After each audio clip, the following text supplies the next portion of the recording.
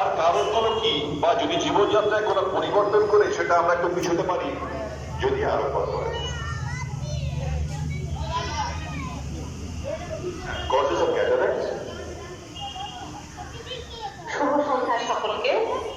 बन्नी জানাই ডাক্তার सलाम करो। চ্যাটার্জিকে, বালি স্বামীজি अब ये देख के मजा সোসাইটিকে, বিশেষ করে নান্টুদাকে আমাকে এখানে আহ্বান করার জন্য, এবং মঞ্চে উপবিষ্ট আমার সমস্ত কলিগদের এবং আপনাদের সকলকে।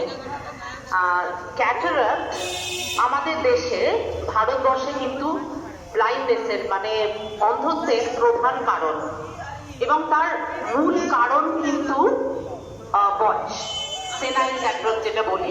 60 বছর হয়ে গেলে, বা এখন আমরা দেখি 50 বছর হয়ে গেলেই আস্তে আস্তে কিন্তু ক্যাটারাক্ট করতে শুরু করে। নিউক্লিয়াস যেটা থাকে ক্যাটারাক্টের, সেটা আস্তে আস্তে শক্ত হতে শুরু করে, এবং 60 বছর পরে মোটামুটি সকলেরই অল্প বিস্তর ছানি এসে যায়। তাছাড়াও আরো অনেক কারণ আছে, যেমন ডায়াবেটিস থাকলে ছানি খুব তাড়াতাড়ি পড়ে, অনেকে জন্মগত কারণে কনজেনিটাল ক্যাটারাক্ট, জন্ম থেকেও অনেক অনেক শিশুদের ছানি পড়ে। বাকি আরো অনেক কারণ আছে, অনেক সিস্টেমিক ডিসঅর্ডার্স আছে, রিউমাটয়েড আর্থ্রাইটিস, অনেক কিছু আছে যেগুলো, বা অনেকে যারা অসুখের জন্য বেশি স্টেরয়েড খায় তাদেরও ছানি পড়তে পারে। তো ছানি পড়ার বহু কারণ আছে, কিন্তু ছানি পড়েছে কি করে সেটা বুঝতে পারবে প্রথম জিনিস যেটা হচ্ছে, সেটা আমি আগে ভালো দেখতাম, এখন আস্তে আস্তে ধীরে ধীরে আমি ঝাপসা দেখছি।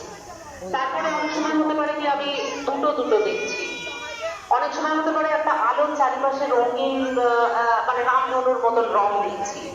তো এই সিমটমস গুলো হলে কিন্তু অবশ্যই ডাক্তারকে দেখিয়ে নেবেন, তার মানে আপনার ছানির লক্ষণ আসছে। তারপর বোঝা গেল যে এই লক্ষণগুলো দেখা গেলে চোখের ডাক্তারের পরামর্শ নিতে হবে। কারণ ছানিটা কি করে অন্ধ হয়, ছানিটা যদি চিপে যায়, ফেটে যায়, তখন অন্ধ হয়, কিন্তু সঠিক সময় ছানি কাটলে কোনো চোখ অন্ধ হয় না। সুতরাং এই সিমটমগুলো দেখা গেলে চোখের ডাক্তারের পরামর্শ নিন এবং তার কথা অনুযায়ী চিকিৎসা গ্রহণ করুন। তাহলে আমরা কিন্তু এই মন্ডপের হাত থেকে বাঁচাতে পারবো সমাজকে। আচ্ছা, ধন্যবাদ ডক্টর চ্যাটার্জিকে। এবার চলে যাই ডক্টর রবি বচ্চন কাছে। যে এখানে আমার দিদি বোনদের সংখ্যায় বেশি, সুতরাং আমি জানতে চাইবো যে মহিলাদের মধ্যে কোন কোন ক্যান্সার বেশি আমরা দেখতে পাই, এবং তার সাথে বংশগত ভাবে কোনো যোগাযোগ আছে কিনা, বা কিভাবে স্ক্রিনিং করবো, মানে কখন সচেতন হবো যে হ্যাঁ আমি जलुआ जुलिया जलुआ जुलबू अब्बू से कहता अब्बू से এই বিষয়গুলি মহিলাদের ক্যান্সারের বিষয়টি अब्बू जुला दिया। अच्छा बांधल वही से परेशान।